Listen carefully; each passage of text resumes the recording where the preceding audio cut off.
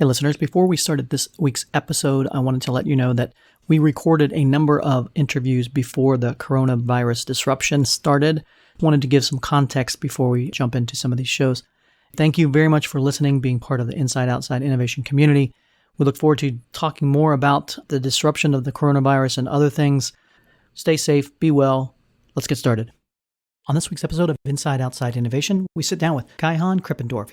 He's the founder and CEO of Outthinker and author of a new book called Driving Innovation from Within, a guide for internal entrepreneurs. Kaihan and I talk about how companies are embracing internal entrepreneurship and some of the barriers, skills, and motivations needed to foster innovation within your organization. Let's get started. Inside Outside Innovation is the podcast that brings you the best and the brightest in the world of startups and innovation. I'm your host, Brian Ardinger, founder of InsideOutside.io, a provider of research, events, and consulting services that help innovators and entrepreneurs build better products, launch new ideas, and compete in a world of change and disruption.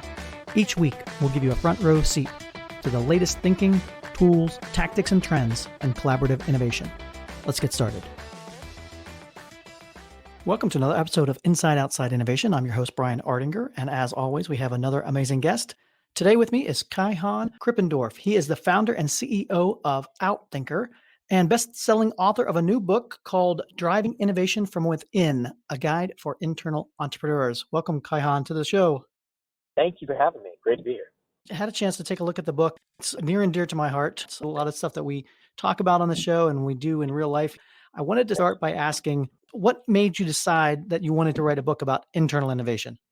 I have spent most of the last 15 years helping people inside companies generate ideas through methodology, like a ideation, design, creative thinking methodology.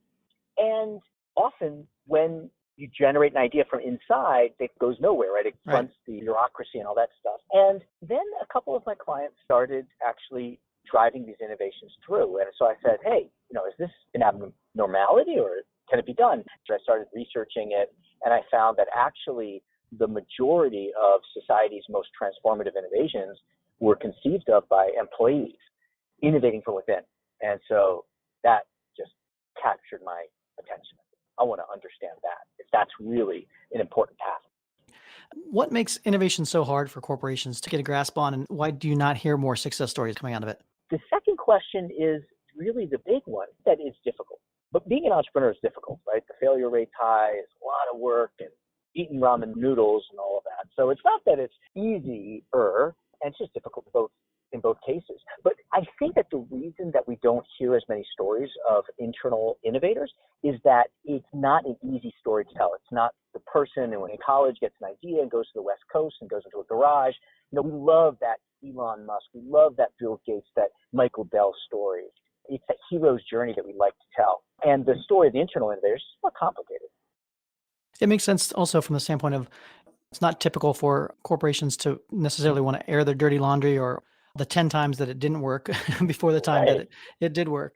So I think there's probably a little risk from that perspective. Let's talk a little bit about the logistics. In a big corporation, oftentimes you're working on your existing business model and that, and all your resources, all your people, all your metrics and that are driven around maximizing and making that existing business model go. What's some of the key things that you've learned about how you can actually innovate within the company to change that mindset or move things forward differently? There are a whole bunch of things I summarize into 7, but if I were to summarize them all into one thing, it is to think of yourself, if you're innovating from within, as pushing a B to B to C innovation. In other words, seeing your company as a customer and not being frustrated when your customer rejects your innovation, but just as you would as an entrepreneur, that customer centricity that you talk about, that customer-centric design. See the business as a customer. Try to understand what is it about this innovation that they are not thrilled about, and then re-engineer the innovation.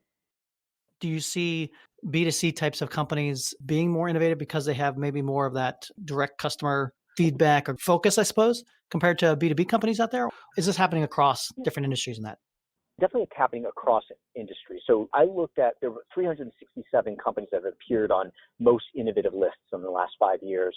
And I looked at which one of these innovators are really outperforming their competition. And I found that there are only 13 that do. Most of them are actually B2B companies. MasterCard, Alibaba, Amazon is a B2C company, but they're very much a B2B company, like a platform. So definitely your point of having that customer-centric view, having the voice of the customer there, and really ensuring that employees are in touch with the customer and market. That is a very important factor. You've been in this space for a while. You've both consulting and working directly with corporations in this. What has changed over the years that's made it easier or more willing for companies to take an innovative approach to changing the way they do business?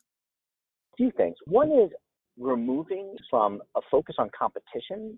In the 1980s, Michael Porter, we shifted towards a focus on the customer with Amazon and all the client customer orientation that they inspire.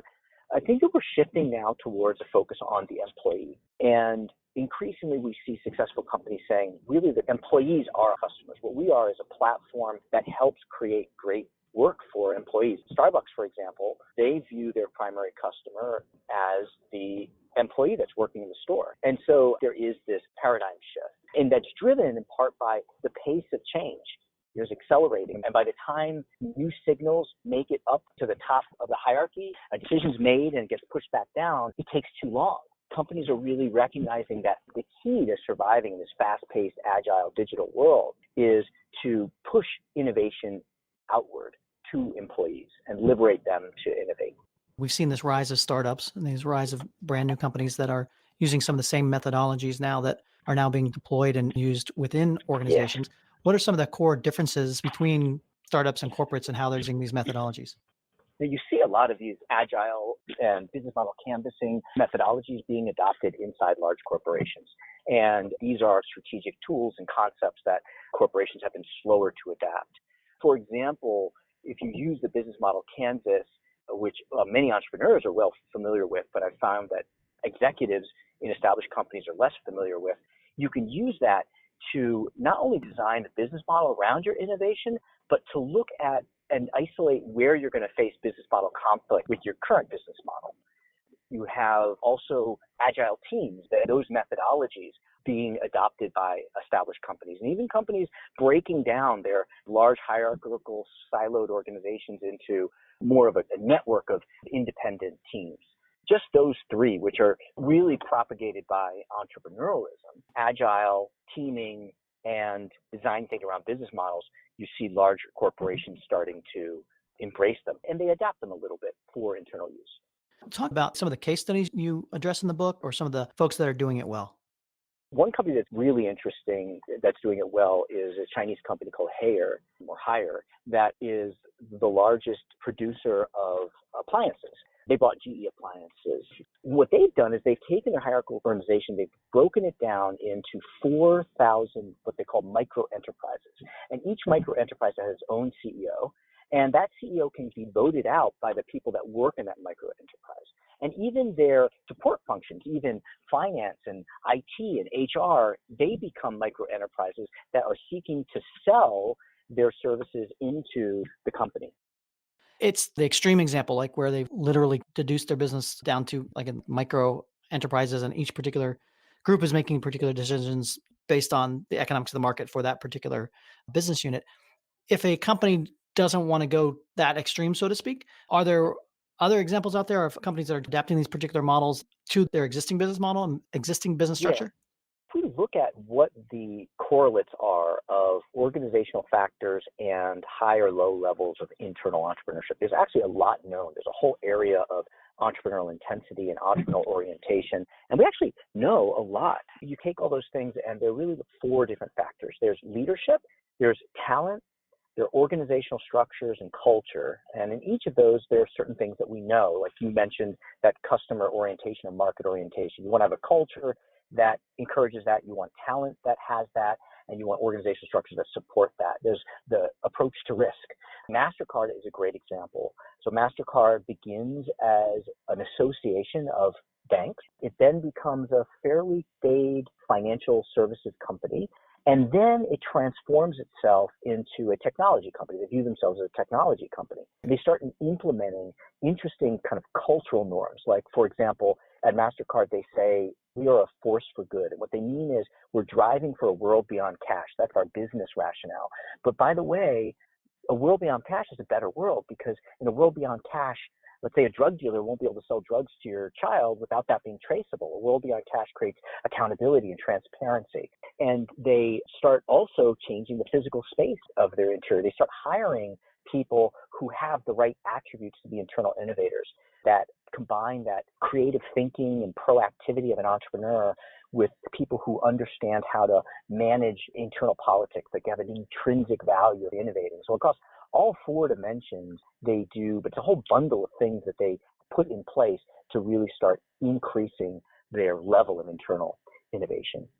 I'm curious to get your opinions around the concept of, can this corporate innovation, does it have to be delivered top down, bottom up, a combination of that? Yeah. What works kind of best? When I started working on this book, my mission was to say, hey, don't wait for your leader to start making the changes that you know we need. You should already start driving innovation from inside. And actually, there's a lot that you can do bottom up. For it to be really systemic, it needs to be leadership.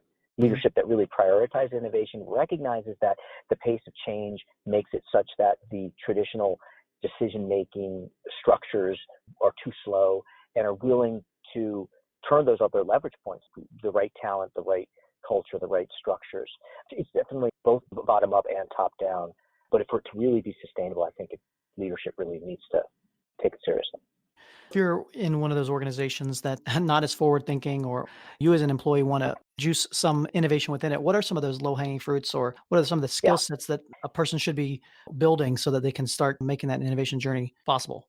It starts with activating your intent to innovate and getting excited about it. And what I found is that almost always that successful internal innovators, they look for a certain type of problem that meet three criteria. One, there's a market need. The other is it's something that they're passionate about. But the third lens is it's something that their company cares about, that they understand what their company's strategy is. And that is a big gap. Like, for example, there's one woman who has become a good friend of mine, a former client of mine at TIA. Her name's Heather Davis. And I won't go through the whole story, but she runs a huge fund that owns lots of agricultural real estate. They're having trouble finding workers for their farms, the largest private owner of farmland in the United States. And she goes, just like a good entrepreneur, the answer's not in your office. She goes to one of these apple orchards that they own, and she recognizes the kind of work that's done there is the perfect kind of work that is for people with autism, because her son has autism. And so she creates this program called Fruits of Employment that helps people with autism get work on farms. They don't just get a job, they get a driver's license, and they get their own money, and they becoming independent. What you see is it's something she's passionate about because she cares about autism. It is something that the market needs, and she knows that it's something that meets a strategic priority or dilemma of the company. I would say understand what the market needs. Only innovate where you're going to be passionate, because you want that passion to drive you through, but really spend the time to understand what your company's strategy is so that you innovate in the spaces that generate ideas that they are most likely to embrace.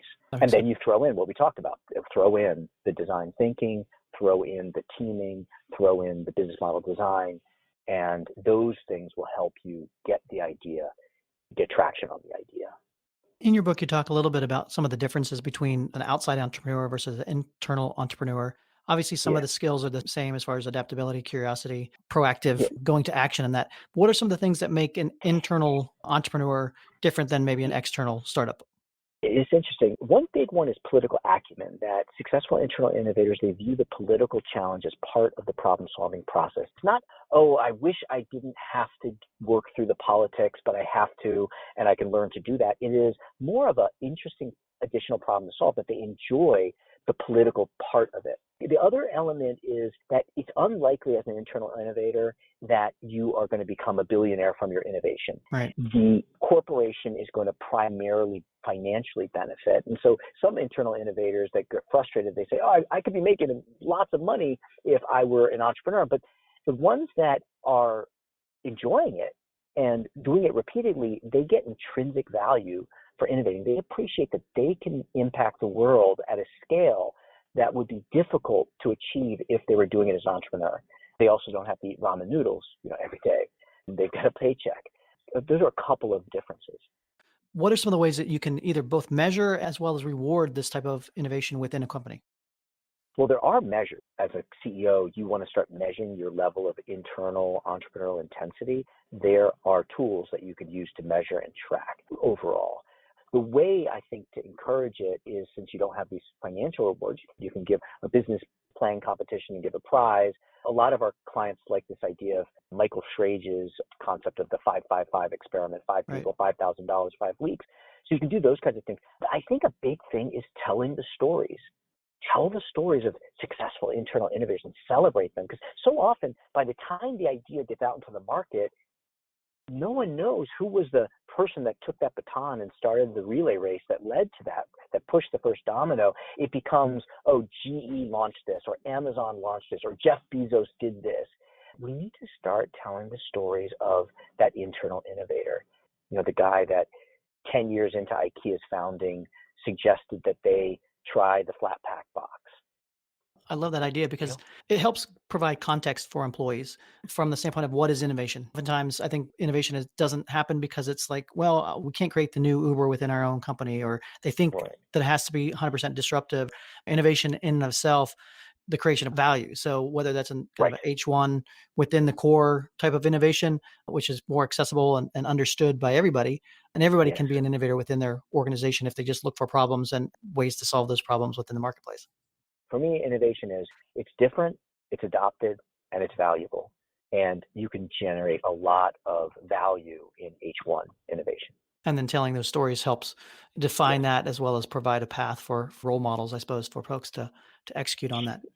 Yeah, because really, I think as humans, we know what to do by the stories that we hear. We fulfill on stories that my wife's a Hispanic Latina from the South.